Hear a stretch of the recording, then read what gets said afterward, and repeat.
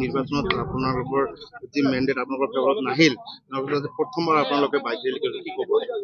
চাওক, আমাৰ সাধাৰণ সম্পাদক ৰাজু নাৰ্জাৰী ডাঙৰীয়াৰ নেতৃত্বত আজিৰ পৰা অহা 8 তাৰিখলৈকে প্ৰায় গহপুৰলৈকে এটা বাইক ৰেলী তেখেতসকলে লৈছে আৰু এই বাইক ৰেলীৰ দ্বাৰা UPPLক পুনৰ শক্তিশালী কৰা আৰু লগতে বিভিন্ন অঞ্চলত বিভিন্ন শ্ৰেণীৰ ৰাইজৰ লগত ভাৱ বিনিময় কৰা এই বিষয়টো লৈ পেলাই আৰু বড়োলেণ্ডত পুনৰ যিটো শেহতীয়াভাৱে বম ব্লাষ্টৰ নিচিনা ঘটনা হৈছে, বিভিন্ন বজাৰ সমাৰ পূজাবিলাকত মদ ভাং যোৱা প্ৰচলন হৈছে আৰু আজি সিন্ডিকেটৰ পৰা আদি কৰি যিবিলাক পুনৰ আৰম্ভ হৈছে, এইবিলাক দেখা পাই পেলাই সমাজৰ বিভিন্ন শ্ৰেণীৰে শংকিত হৈছে আৰু UPPL দল হিচাপে যিহেতু এটা শক্তিশালী BTR গঢ়া আৰু বড়োলেণ্ডৰ 26টা জনগোষ্ঠীক লৈ একেলগে আগুৱাই যোৱা যিটো এটা এজেণ্ডা আছে, এই গোটেইখিনি বিষয়ক লৈ পেলাই এই ৰেলীৰ দ্বাৰা বিভিন্ন শ্ৰেণীৰ ৰাইজৰ লগত তেখেতসকলে ভাৱ বিনিময় কৰিব আৰু ইয়াৰ পিছত আমাৰ দলীয় যিবিলাক কাম কাজবিলাক ইতিমধ্যে আৰম্ভ হৈছে।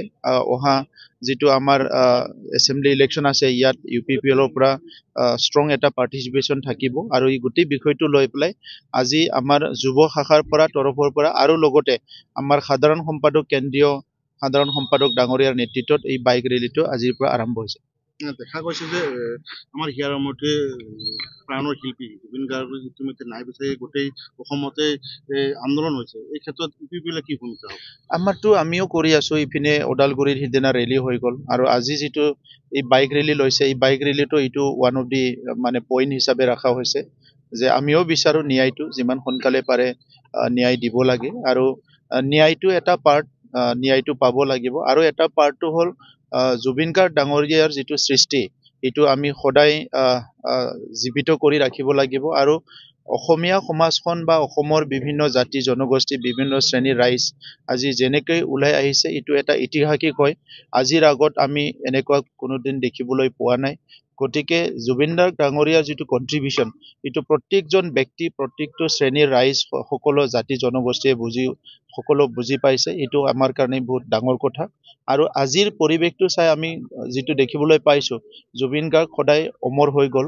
এইটো অকল অসমৰ কাৰণে নহয়, উত্তৰ পূৰ্বাঞ্চলৰ কাৰণে নহয়, সমগ্ৰ ভাৰতবৰ্ষ আৰু মানৱ জাতিতে বিভিন্ন দেশৰ মানুহবিলাকো আজি এই কথাটো সকলো আজি শলাগ লৈছে বা সকলো আজি দেখিবলৈ পাইছে যে তেখেতৰ যিটো কণ্ট্ৰিবিউশ্যন, সেইটো কোনোদিনে এইটো পূৰণ কৰিব পৰা তেনেকুৱা বিষয় নহ'ব।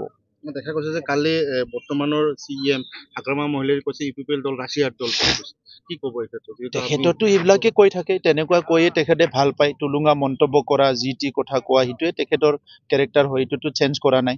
এইটোৰ দ্বাৰা আমাৰ একো লাভো নহয়, এইটোৰ দ্বাৰা আমাৰ একো লজো নহয়, এইটো সমাজৰো একো লাভো নহয়, লজো নহয়।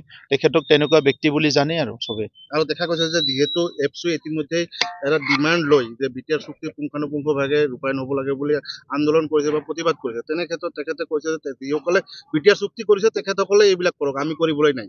এই কিন্তু এটা দায়িত্বহীন মানুহৰ বক্তব্য। দায়িত্বহীন মানুহে তেনেকুৱা কথা কয়। এতিয়া BSC চুক্তি হৈছে, BTC চুক্তি হৈছে, BTR চুক্তি হৈছে বা আমাৰ কাৰণে বা এই অঞ্চলৰ কাৰণে কিবা এটা হৈছে, এইটো সকলো কাম এইটো শলাগ ল'ব লাগে বা এইটো ৱেলকাম কৰিব লাগে বা ইয়াৰ ইমপ্লিমেণ্টেশ্যনৰ কাৰণে চবেই কাম কৰিব লাগে। যদি সেইটো কোনোবা ইগন'ৰ কৰিছে, এইটো দায়িত্বহীন মানুহৰে কথা। যিহেতু NDAত আপোনালোকে ইতিমধ্যে চৰ্চা চলিছে, NDAৰ পৰা ওলাই আহিব, এনেকুৱা একো সিদ্ধান্ত হোৱা নাই। পৰৱৰ্তী সময়ত যেতিয়া আলোচনা হ'ব, সিদ্ধান্ত হ'ব, আপোনালোকক জনাই দিম।